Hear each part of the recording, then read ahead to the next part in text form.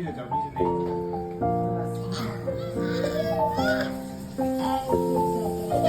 এই মাপটা কি এটা ছিল? এই মাপটা এটা ছিল? এটা ছিল? এই মাপটা?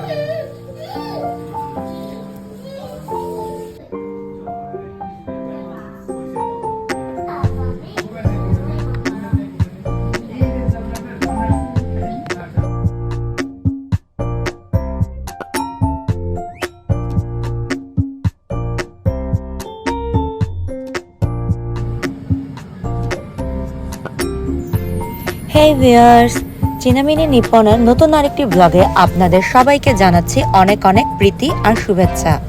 কেমন যাচ্ছে আপনাদের দিনকাল?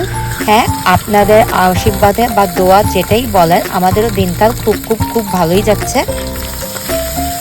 সেদিন বাড়িতে কিছু গেস্ট এসেছিল আর তাদের জন্য করা হয়েছিল বিভিন্ন রকম রান্নার আয়োজন।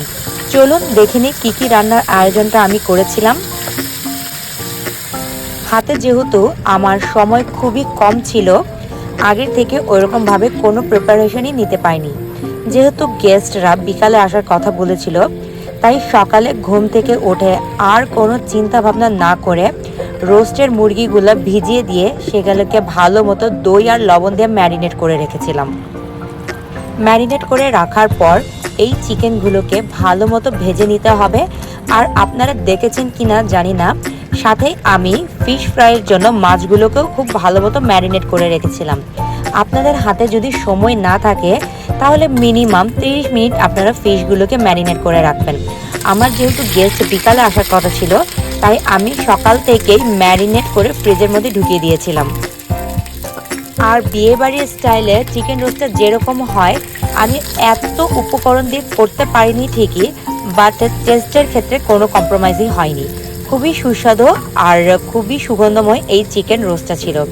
আর চিকেন রোস্ট হতে হতে আমি পাশের চুলাতে বসিয়ে দিলাম পোলাও। আর পোলাওটাকে আরও বেশি টেস্টি করার জন্য আমি কাজু বাদাম আর কিশমিশও দিয়ে দিয়েছিলাম।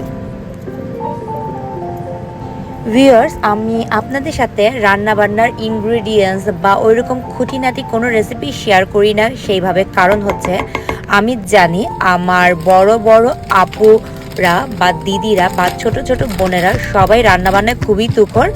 আমি যতটুক পারি সেটাই আমি আপনাদের সাথে শেয়ার করে থাকি একটা ছোট্টখাটো ব্লগের মাধ্যমে।